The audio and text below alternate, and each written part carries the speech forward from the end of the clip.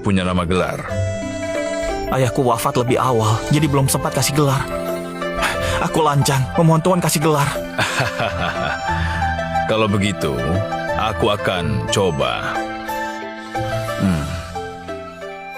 Namamu Fendi, itu sudah nama yang bagus dan megah. Gimana kalau dipanggil Mulia? Mulia? Juanda? Kedengarannya lumayan juga. Bisa mendapatkan gelar langsung dari mantan Tuan Cakra. Kalau ini tersebar, entah berapa banyak orang yang akan sangat iri dan dengki sampai matanya memerah. Mulia, berterima kasih pada Tuan Cakra. Karena kau sudah lulus sarjana akademik, kau bisa belajar di sekolah prefektur. Aku tahu keluargamu pindah ke kota, tapi baiknya kau tinggal di asrama sekolah. Biar lebih akrab dengan teman sekolah. Pasti akan ada perjamuan pemerintah nanti. Kau tidak boleh menolaknya. Mencari 1 atau 2 teman baik akan berguna bagi karir politikmu kelak. Baik. Sarjana akademi itu setara dengan tamat SMA. Belajar di sekolah prefektur, bukankah itu sama saja dengan pergi kuliah di universitas? Tinggal di asrama, pasti belajar lebih banyak.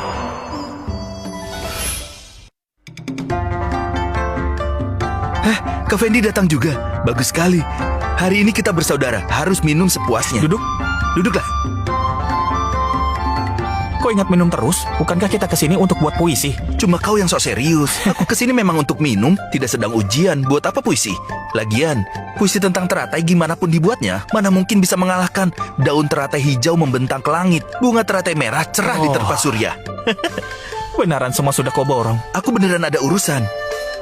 Novelku sudah diterima oleh toko buku Mapel. Aku harus berterima kasih atas saran Kak Mulia. Ayo, aku bersulang untukmu. Penasaran apa yang ditulis oleh Kak Ivan ini? Jangan-jangan mirip dengan tema kultivasi kayak perjalanan kultivasi Fana. Bukuku ini tidak sesederhana itu. Aku menggabungkan ujian negara dengan kultivasi, menciptakan aliran kultivasi. Itu benaran hal baru. Begitu buku Kak Ivan terbit, aku pasti akan beli 1 untuk dibaca baik-baik. Bicara soal itu, semua tahu Kak Fendi juga menulis. Penasaran tema apa yang ditulisnya? Sama kayak Kak Ivan, juga berkaitan dengan kultivasi. Paling cuma meniru perjalanan kultivasi Fana yang sedang laku keras itu. Kak Ivan, buat apa kau duduk dengan orang picik yang mengkhianati klan dan lupa leluhur ini? Sudah kuduga hari ini akan datang. Aku tidak kenal dengan kawan ini. Entah kenapa kawan ini tega melontarkan kata-kata kasar. Urusan keluarga Juandamu sudah tersebar di seluruh Kabupaten Beo. Ibumu menyuruh orang mengebiri menantunya, lalu menantu itu membawa perampok untuk balas dendam ke rumahmu. Ibu dan istrimu dipermalukan oleh orang di rumah. Sudah tidak suci lagi, tapi tidak bunuh diri untuk tebus malu. Malah masih berani hidup luntang-lantung, kau malah keluar dari klan karenanya. Begitu tidak tahu malu, masih berani ikut ujian negara. Beneran memalukan bagi kami. Sudah selesai bicaranya. Sekarang giliranku. Pertama, Andi adalah anggota aliran sesat. Tidak setia pada negara. Membawa orang menyerang mertua, itu namanya durhaka. Membunuh istrinya sendiri, itu namanya jahat. Orang yang tidak setia, durhaka, dan jahat kata-katanya, mana bisa dipercaya. Kedua, Andi dan gerombolan sesat melukai ibu dan istriku. Menyebabkan istriku keguguran. Keluarga kami adalah korban. Belum pernah aku mendengar penjahat melukai warga baik-baik. Cuma karena warga itu wanita, dia harus mati menebus malu. Itu hukum negara mana? Kalau ibu dan istri dizolimi, sebagai anak dan suami bukannya melindungi, malah ikut menindas bersama orang bodoh, itulah yang namanya bukan manusia. Wah, bicaranya bagus. Kak Fendi benar. Sebagai anak, harus melindungi ibu. Sebagai suami, harus membela istri. Pisah klan sudah ada sejak zaman kuno. Tidak bisa dibilang lupa leluhur. Kalau menurutmu begitu, kau keluar dari klan karena klan menekan ibu dan istrimu. Memangnya klan Juanda tidak ada orang baik? Boleh tahu siapa margamu? Marga aku Wijaya. Memangnya klan Wijaya semua orang baik? Tidak ada satupun orang brengsek. Kau, prinsip berbeda tidak usah sejalan. Kita lihat saja kau bisa sombong sampai kapan. Benaran tidak disangka, di antara kelompok kita ternyata ada orang kayak itu. Orang kaya itu ada di mana-mana. Tidak ada hubungannya dengan tingkat ilmu. Namanya Leo. Dia orang Kabupaten Beo juga. Saat ujian kabupaten, peringkatnya di atasmu. Tapi kali ini dia di peringkat bawah. Mungkin hatinya merasa tidak terima. Kak Fendi tidak usah sungkan. Sebelumnya aku juga kurang suka denganmu. Tapi ucapanmu tadi beneran menusuk ke hatiku. Seorang laki-laki sejati kalau tidak bisa lindungi anak istri, mana pantas disebut pria. Ayo.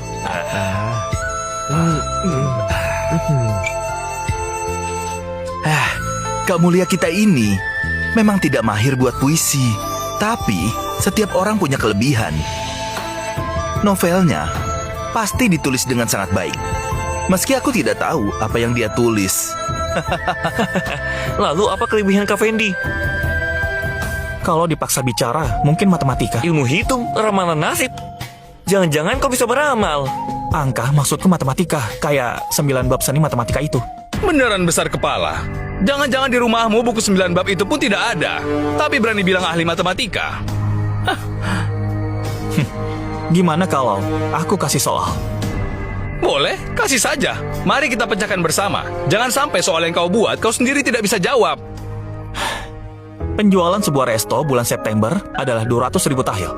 Penjualan bulan Oktober turun sebanyak 20%. Bulan November, pelayanan diperbaiki, manajemen diperketat. Penjualan naik stabil. Penjualan bulan Desember mencapai 190.000 tahil. Cari rata-rata persentase kenaikannya.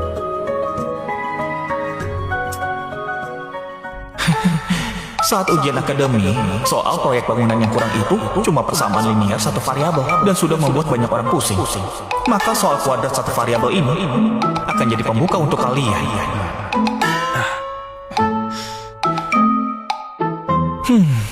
Aku tidak bisa jawab, kau saja yang jawab. Tuan Malik ternyata tidak sabaran. Hah?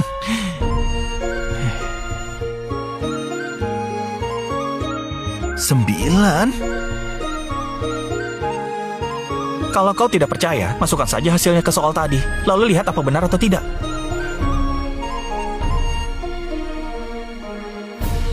Perhitungan Kak Fendi beneran tepat.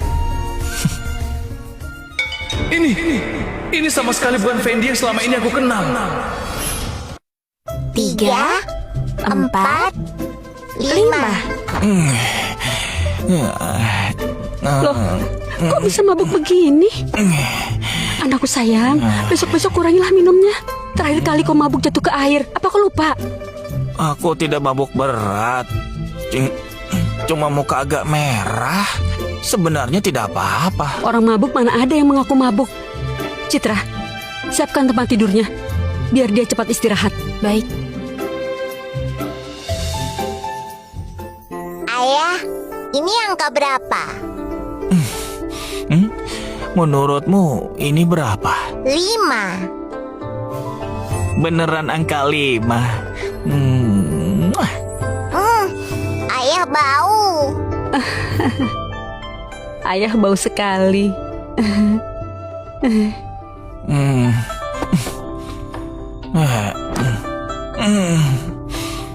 Istriku kurusan. Harus beli sarang walet untuk nutrisi. Jangan main-main. Ada urusan penting yang harus dibahas. Urusan penting apa? Memangnya urusanku tidak penting. Kau ini sekarang sudah jadi sarjana akademi. Apa tidak mau jaga relasi? Misal hari ini jamuan resmi di gedung Lika, besok orang lain undang ke pavilion Laika. Lain hari, apa kau tidak usah menjamu balik? Nanti ku siapkan beberapa bingkisan. Besok kau bawakan untuk mereka. Kita jangan sampai berutang budi, oke? Istriku benar juga. Ikuti saran istriku saja. Istri bijak dukung cita-citaku. Akan kubalas dengan kesuksesan besar. Citra, aku pasti lulus ujian tinggi.